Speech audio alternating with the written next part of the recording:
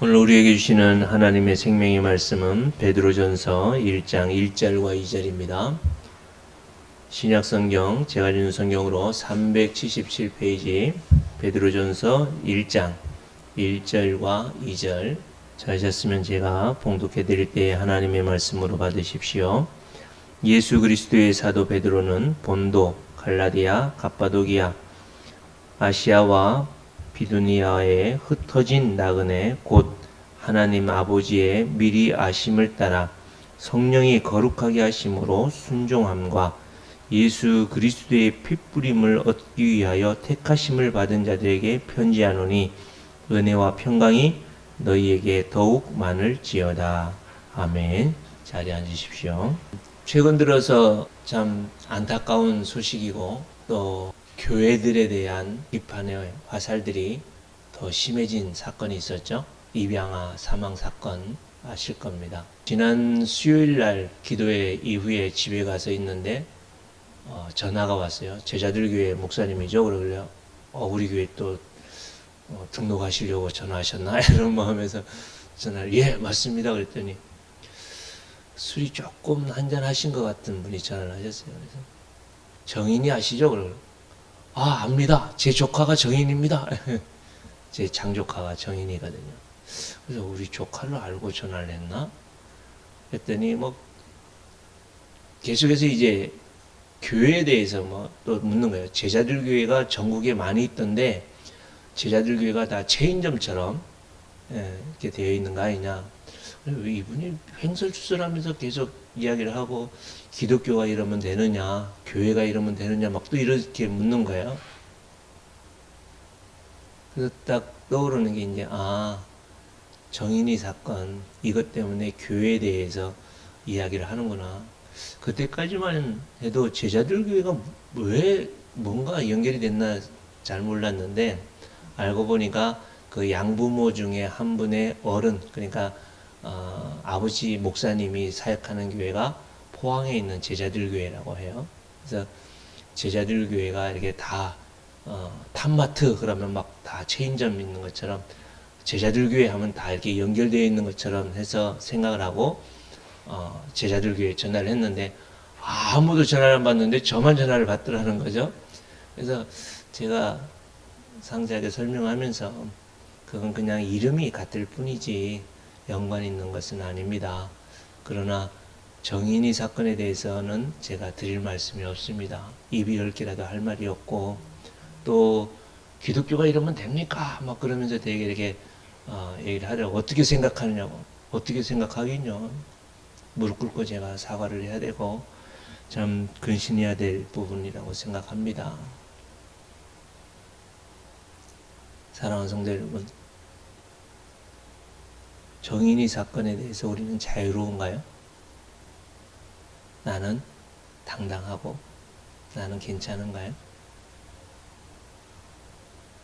우리는 또 다른 정인이를 향하여 나도 동일하게 돌을 들어서 던졌고 나도 동일하게 이 땅에서 예수 안 믿는 사람들보다 더 악한 모습으로 우리가 살아갈 수 있고 심지어 우리가 세상을 향하여 더 악한 행위를 하지 않았다 하더라도 우리가 예수 그리스도를 믿고 하나님의 자녀로서 2021년도는 뭐예요?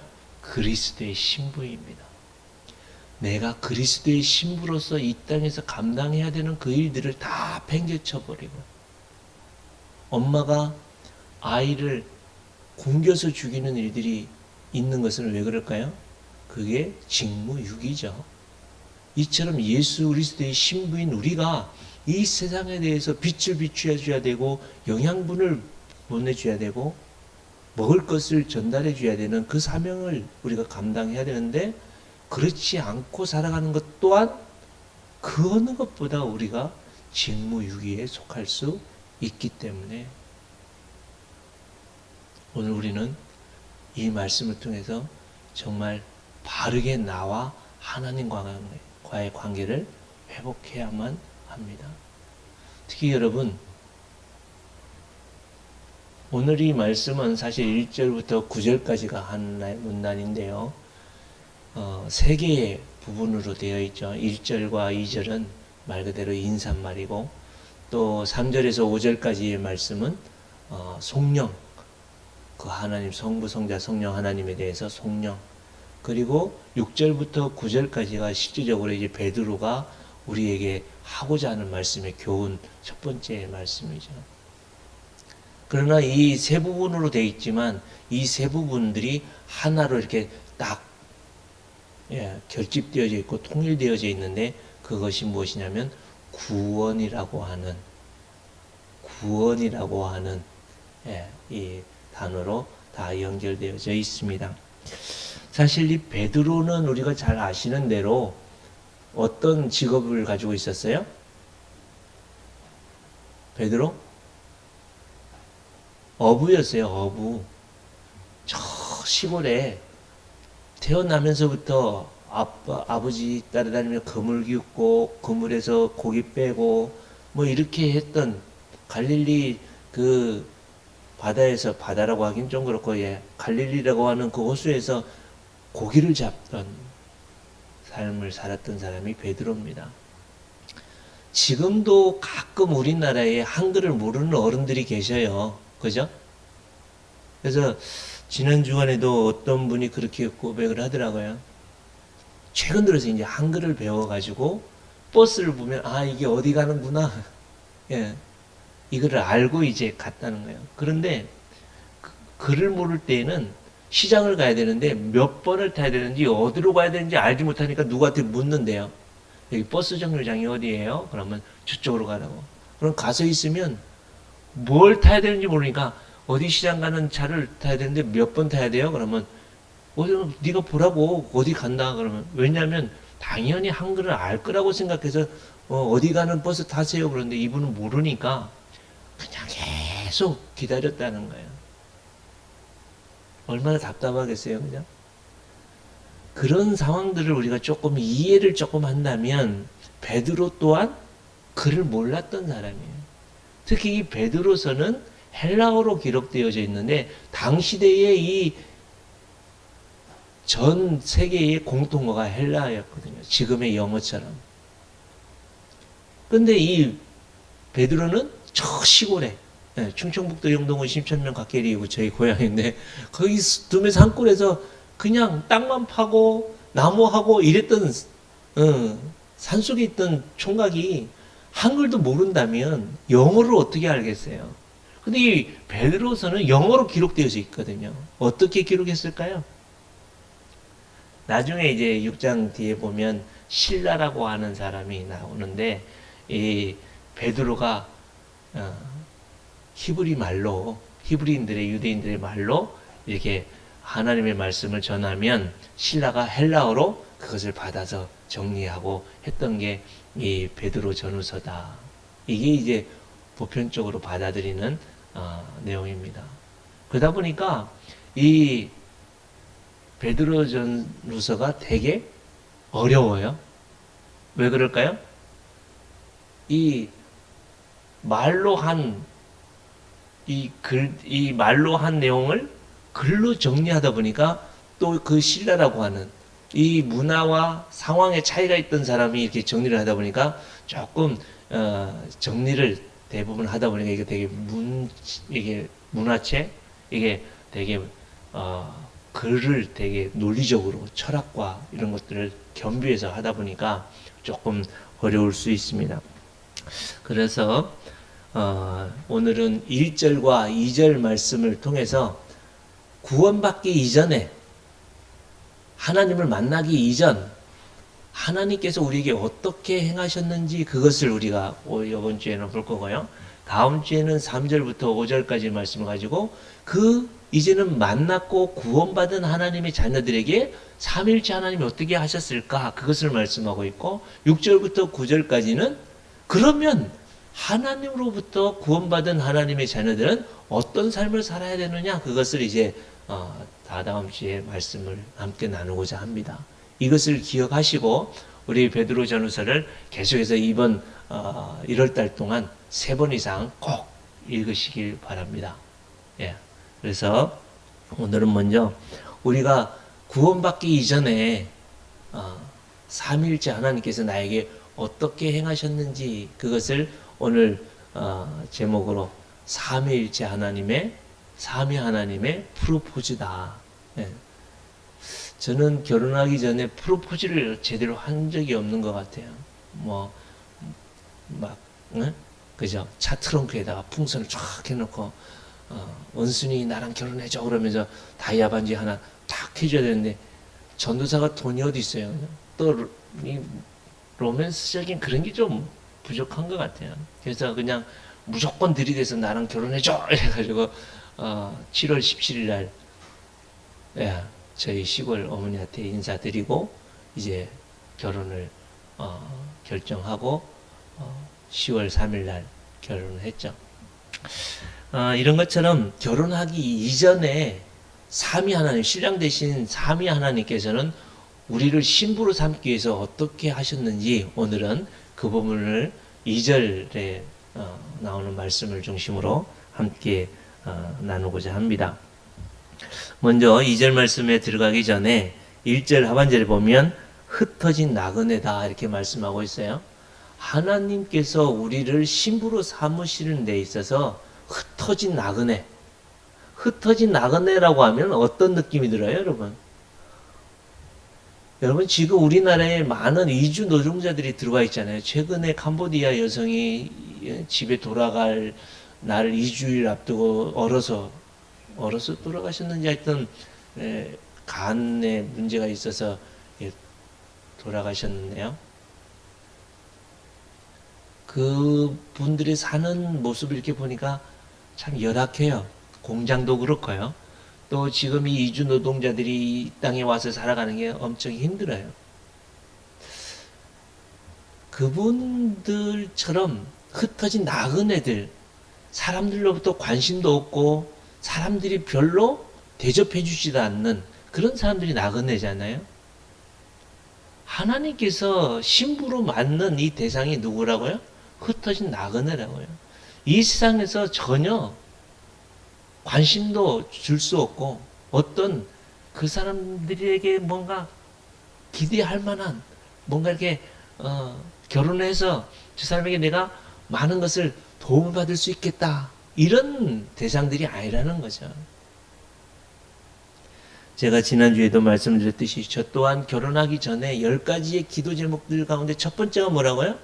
목사 장로, 목사님, 장로님 딸이어야 된다. 왜? 눈에 보이고 외형적으로 볼 때는 내가 목회를 하려면 목사님, 장로님의 사위가 돼야. 왜? 저는 아버지가 12살에 돌아가시고 나니까 아무런 의지할 데도 없고 도와줄 사람이 없고 개척을 하는데 만약에 우리 아버지가 어느 큰 교회 목사님이라면 아니 우리 아버지가 아니라 우리 장인어른이 큰 교회 목사님이라면 어떻게 하시겠어요? 뭐 이렇게 좀 도와주지 않았겠어요? 여러 가지로.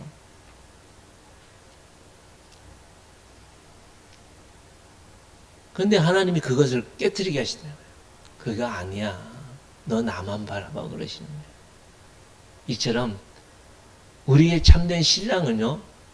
이 세상의 신부로 우리를 나 같은 나를 부르셨다는 건 뭐냐면 나는 흩어진 나그네였다는 거예요. 이것을 다른 성경에서 보면 죄인이다 이렇게 얘기를 합니다. 또 로마서에서는 우리를 어떻게 말씀하고 있냐면 원수다 이렇게 얘기해요. 원수. 하나님은 나를 신부로 프로포즈를 하는 대상이 뭐라고요? 원수의 딸이었고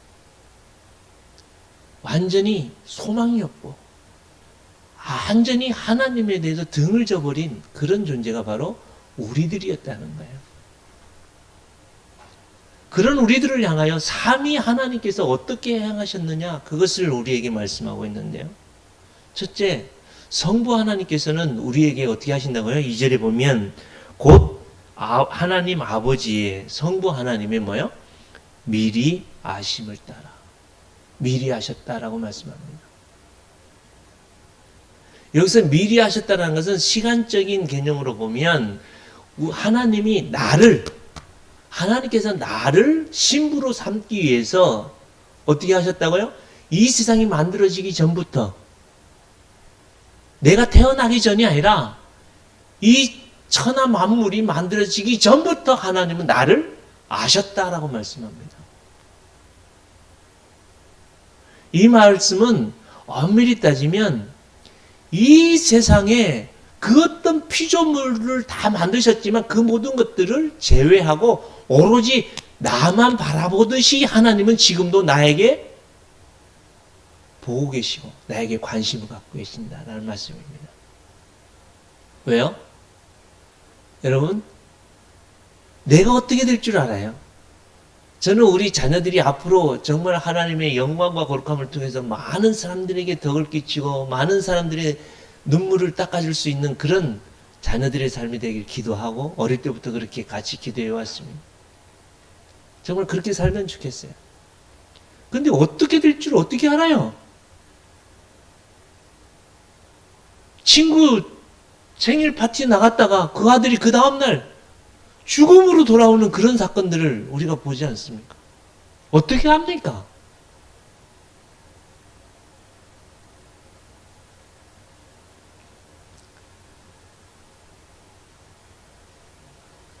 하나님께서는 이 세상이 만들어지기 전에 미리 나만을 바라보시고 나만을 아시고 나에게 지금도 집중하시고 나에게 하나님의 전부를 주시면서 뭐 하신다고요? 프로포즈 하신다. 나를 신부 삼기 위해서. 그 하나님 어떤 하나님이세요?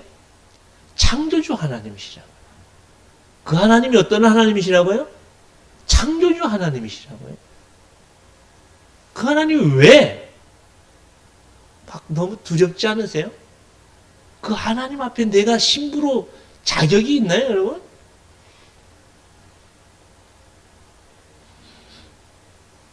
또 공간적인 개념으로 보면 이 하나님이 나를 어떻게 하실까? 나에 대해서 어떻게 알고 계실까? 이것을 우리가 잘 아시는 대로 시편 139편에 보면 1절부터 6절에 우리 다 같이 한번 읽어볼까요? 시편 139편 1절에서 6절입니다. 시작. 여호와여, 주께서 나를 살펴보셨으므로 나를 아시나이다. 주께서 내가 앉고 일어섬을 아시고 멀리서도 나의 생각을 밝히 하시오며 나의 모든 길과 내가 넘는 것을 살펴보셨으므로 나의 모든 행위를 잊게 하시오니 여호와여, 내 혀의 말을 알지 못하시는 것이 하나도 없으시니이다. 주께서 나의 앞뒤를 둘러싸고 내게 안수하셨나이다. 이 지식이 내게 너무 기이하니 높아서 내가 능히 미치지 못하나이다. 사랑하는 성도 여러분, 하나님께서는 나를 시간적인 개념으로 보면 이 세상이 이 온 우주 만물이 만들어지기 전부터 나를 알고 계셨다. 저는 학교 다닐 때 이 지구의 나이가 45억 년 쪽으로 교과서에 나와 있었거든요. 근데 지금 우리 아이들은 이 세상이 몇 년 정도 됐다고 그래?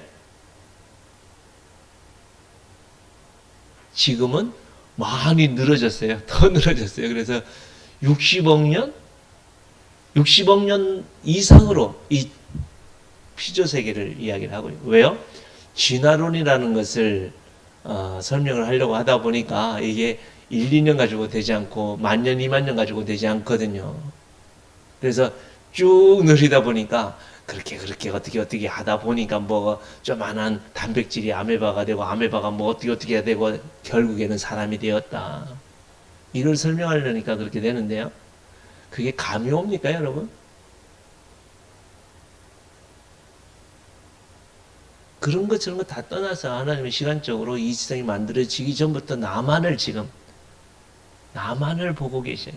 나만을 위해서 하나님께서 지금도 알고 계시고. 근데 공간적인 것을 보면 어떻게 알고 계시냐? 1절에 보면 살펴보시고 나를 아신다고 말씀하는데, 여기서 살펴본다라는 것은 광부가 금을 캐기 위해서, 석탄을 캐기 위해서, 은을 캐기 위해서 땅굴을 파고 들어가서 뭐요? 거기에 있는 석유를 뽑아내고 금을 뽑아내고 거기에 있는 보물들을 꺼내야 되지, 뚫어내듯이. 앞으로 오세요. 앞으로. 뒤에 좀 보세요.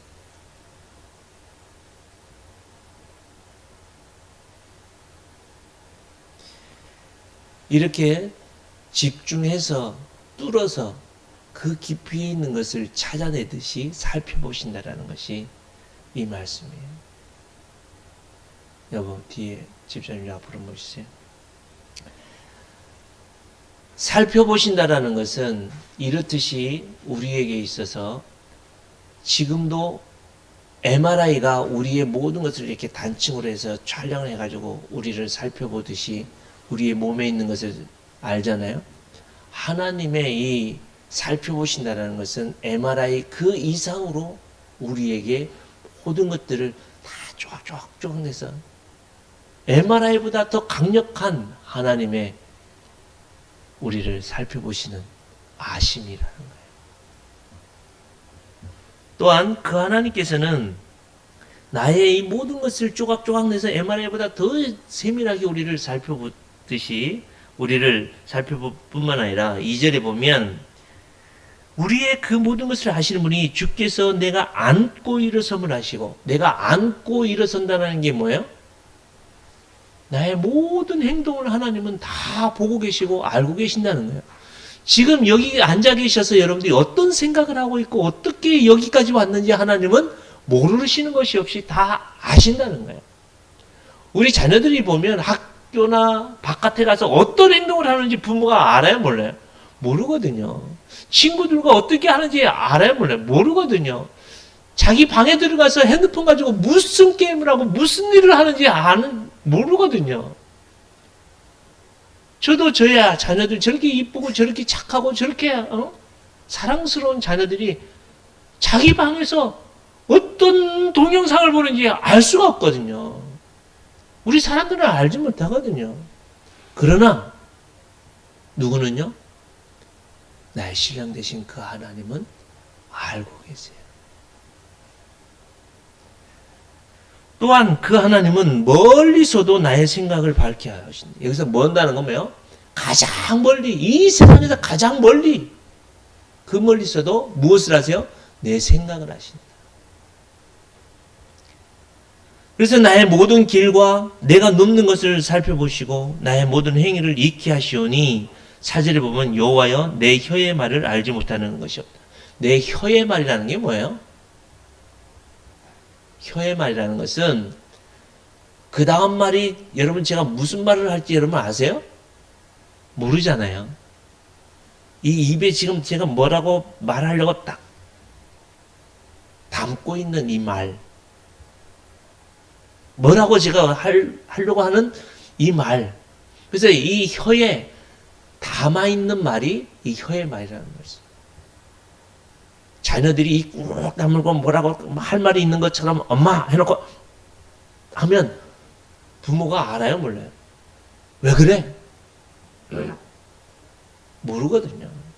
그러나 우리의 신랑 되신 하나님은 다 알고 계십니다. 우리의 생각뿐만 아니라 이 생각에서 무엇인가 말하려고 하는 그 말의 뿌리까지도, 혀의 말까지도 하나님은 다 알고 계신다. 그래서 나의 모든 것을 하나도 알지 못하시는 것이 없으신 그 하나님이 5절에 보면 어떻게 하신다고요? 나를 안수하신다는 것은 나를 품어주신다는 거예요. 지금도 어미닭이 병아리를 안듯이 하나님은 여러분과 저를 다 품어서 딱 안아서 너는 내 신부야. 너는 내 거야. 이렇게 하시는 겁니다. 그래서 그 하나님이 나를 아시는 것이 너무, 그 하나님이 나에 대한 모든 것을 세밀하게 인도하시는 것이 너무 기묘하고 알 수 없어서 우리가 능히 미치지 못한다. 이렇게 고백하는 게 시편 39편의 말씀입니다. 이처럼 성부 하나님께서는 나를 알고 계십니다. 미리 알고 계시며 우리에 대해서 프로포즈 하시는 분이 성부 하나님이십니다. 그러면 성자 하나님은 우리에게 대해서 어떻게 프로포즈를 하시느냐? 2절을 보면 예수 그리스도의 피 뿌림을 얻기 위하여 성자 하나님은 우리를 위해서 어떻게 해요? 피 뿌리심으로. 여러분, 이 피 뿌리심이라는 것은 무엇을 말씀합니까? 이것은 프로포즈 하면서 나에게 다이아몬드 반지를 우리에게 예물로 주신 것 같이 성부 하나님은 나의 모든 것을 다 하시면서 우리에게 예물로 누굴 주셨어요? 독생자 예수 그리스도를 우리에게 주셨습니다. 에이, 나는 예수님보다 다이아몬드 반지, 막 주먹만한 다이아몬드 반지 이걸 받고 싶어. 혹시 예수님 믿으면서 우리는 그렇게 고백할 수도 있습니다. 교회 다니면서 예배를 드리면서도 우리는 그것을 요구할 수도 있어요. 그러나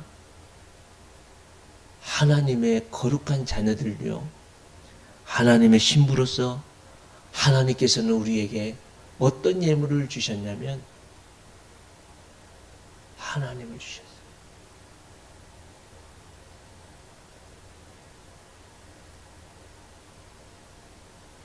제 마음은 아직도 제 아내에게 손끝에 물 한 방울 안 묻히도록 내가 너를 도와줄게, 내가 너를 공주처럼 대접해줄게, 이 말로 제가 꼬셨거든요.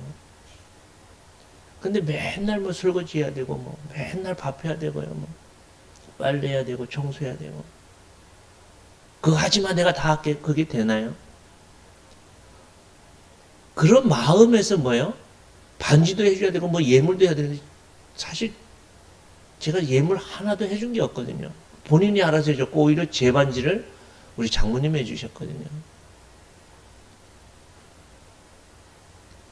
그러나 그 예물이 중요한 게 아니라 무엇이 중요할까요?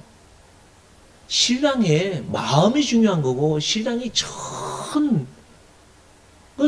다 그냥 아낌없이 주는 사랑도 주고 관심도 주고 모든 것을 그냥 아내를 위해서 헌신하는 그것을 아내가 원하지 않을까요? 주먹만한 그냥 이 세상에서 없는 최고의 예물을 줘놓고는 죄송합니다. 다른 여자에게 마음을 주고 다른 여자와 같이 산다면 그걸 원하세요? 오늘 이 말씀 예수 그리스도의 피뿌림이라고 하는 것은 구약시대에 보면 어린 양의 그 피를 흘리고 제물을 드리는 건데요. 참된 신앙이신 그 삼위일체 하나님, 참된 우리의 생명이신 그 하나님 앞에 우리가 나아갈 수 있도록 그 하나님이 뭐예요? 계획을 갖고 계시고 그 하나님이 다 알고 계세요. 그 하나님이 우리에 대해서 다 초청해 주셨어요.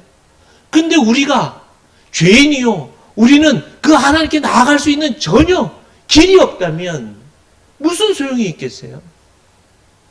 그러나 그 하나님의 영원하신 생명의 주권자 되신 그 하나님이 우리에게 손을 벌리시고 우리에게 예물을 주셨고 우리에게 길이 되어 주셨고 우리에게 생명으로 우리에게 오신 분이 누구예요? 예수님이에요. 그게 핏불입니다. 길을 열어주신 거죠. 그래서 예수님이 뭐라고 말씀하세요? 나는 길이요, 진리요, 생명이다 라고 말씀하시는 거예요.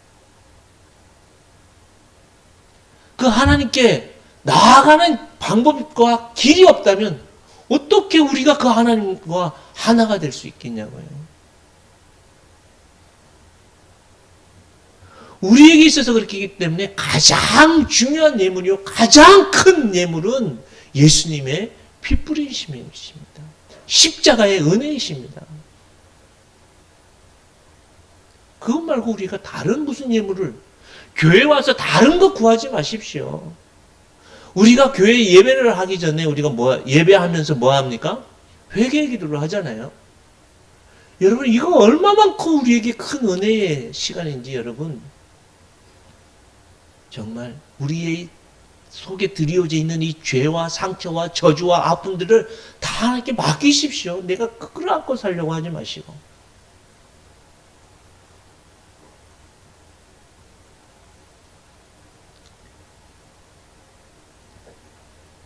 우리의 참된 예물이시고 우리의 참된 신랑 되신 예수님은 나에게 어떻게 하셨어요?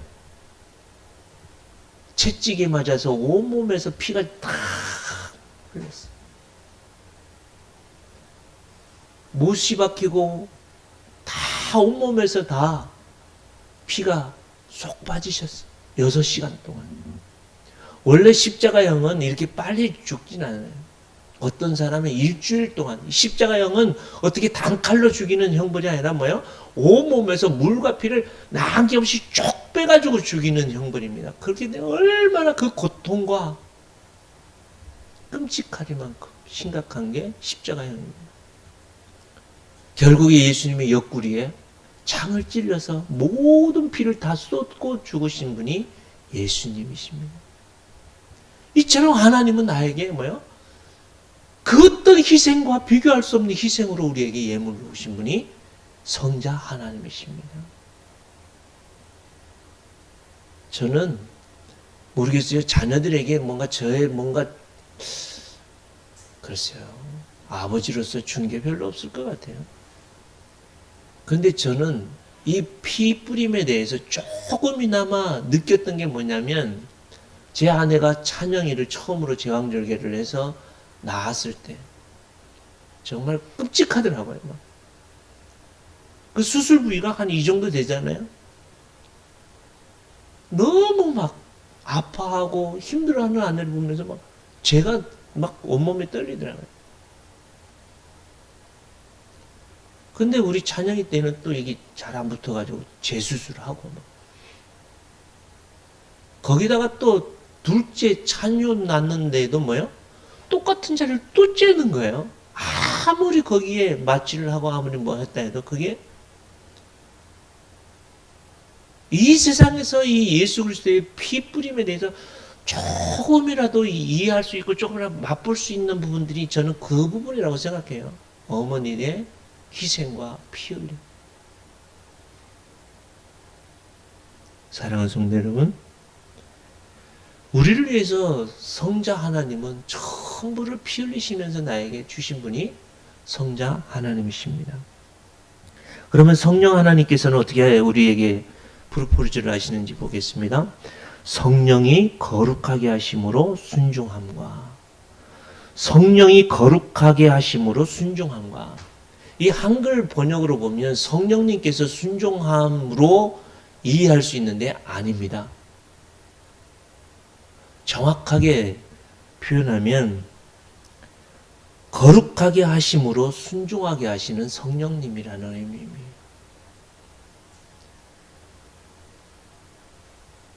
하나님, 성령 하나님께서는 우리에게 성부 하나님께서는 다 하시고 다 준비하셨고 신부로 받아주실 거에 대해서 다 계획하셨어요.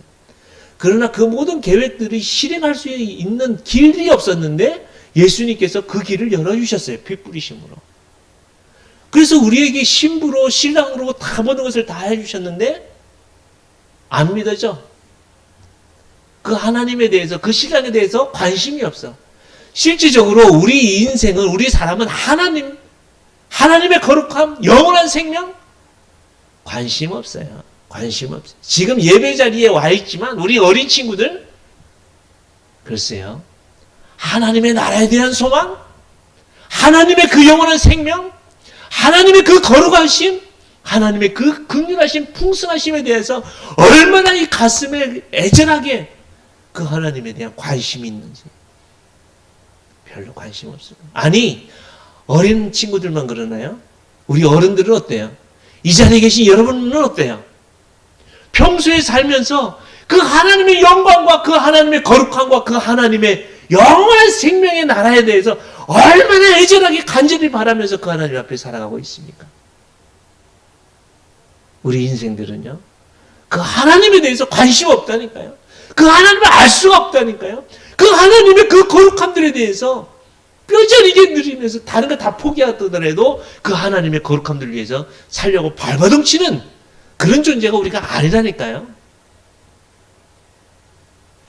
근데 성령 하나님께서는 그런 우리의 무지랭이 같은 이 마음들을 딱 잘라서 이 세상에 관심 있고 이 세상의 모든 쏠리는 이 마음을 딱 잘라서 그 하나님, 그 자르는 그것을 거룩하게 하셔서 뭐 하신다고요?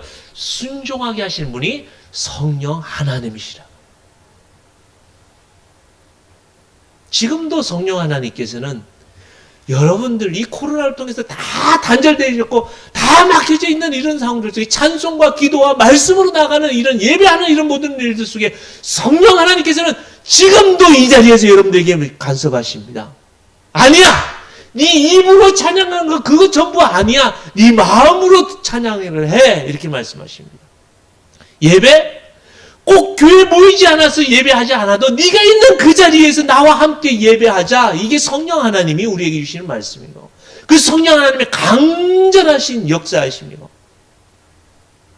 그 성령님의 주권적인 역사하심이 있었기에 여러분 이 자리에 이 부정한 입술로 예수님을 주로 고백하고 아버지 하나님을 아버지라고 고백하며 그 하나님께 나오며 살아가는 삶이 바로 여러분과 저입니다. 이게 그리스도의 신부인 우리의 모습이라는 거예요. 오늘 말씀은 내가 어떻게 했느냐가 아니라 나를 향하신 성부, 성자, 성령 하나님이 어떻게 행해 주셨느냐, 이것을 1절과 2절을 통해서 말씀을 생각해 봤습니다. 삼위 하나님께서 지금 나에게 프로포즈를 하고 계십니다.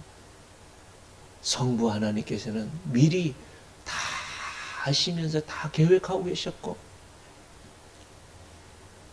그 아버지 하나님께서 설계해 놓으신 대로 다 이루셨던 분이, 나에게 모든 것을 다 쏟으셔서 길이 되시고 생명이 되신 분이, 참된 예물이 되신 분이 예수님이시고, 그 성부 하나님, 성자 하나님이 이루신 것을 온전케 적용하시고 우리를 신부로 삼아주신 분이 성령 하나님이시고, 이렇게 삼위 하나님의 프로포즈에서 성민아, 너 나의 신부가 되어줄래?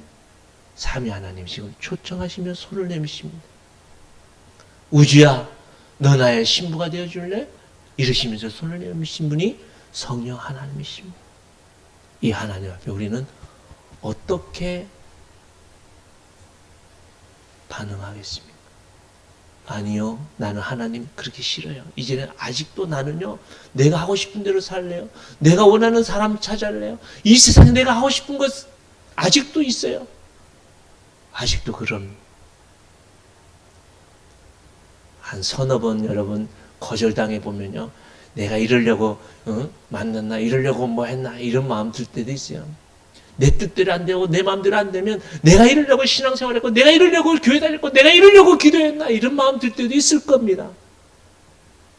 그건 우리의 마음이고요. 하나님은요, 나를 향하신 그 마음을 단 한 번도 바꾸신 적이 없습니다. 그 삼위일체 하나님이 나를 향하셔서 프로포즈를 하시는데 여러분, 이 시간 어떻게 반응하시겠습니까?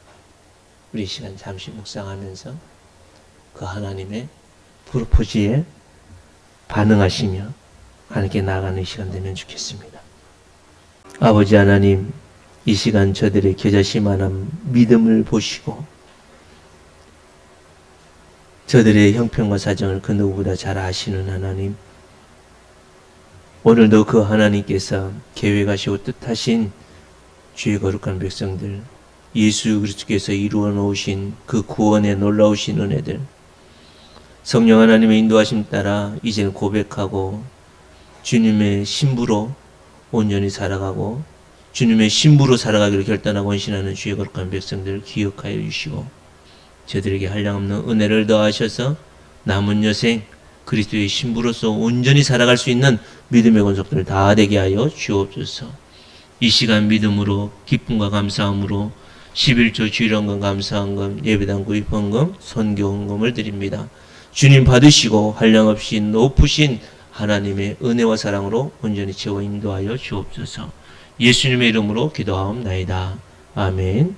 우리를 위하여 이 땅에 성육신하시고 우리를 신부로 삼게 하여 온전한 예물이 되어 주시기 위해 이 땅에 오신 주 예수 그리스도의 그 크신 은혜와 아버지 하나님의 모든 것을 미리 아시고 나를 살피시고 나의 모든 것을 지금도 아시면서도 나보다 나를 더 사랑하시는 아버지 하나님의 그 크신 사랑과 성령 하나님의 교통케 하심과 충만케 하심으로 온전히 순종하게 나아갈 수 있도록 인도하시는 그 성령 하나님의 교통케 하심이 오늘도 그리스도의 신부로 프로포즈를 받아 이제는 삼위 하나님만이 나의 참된 신랑임을 깨닫고 그 삼위 하나님 앞에 온전히 순종하며 온전히 생명 가운데 살아가기로 결단하고 헌신하는 주님의 거룩한 신부된 백성들 머리 위에와 저들의 자녀와 후손들과 행하는 사업과 생업 위에와 주님의 몸된 교회 위에 이제로부터 영원토록 함께 있을지어다. 아멘.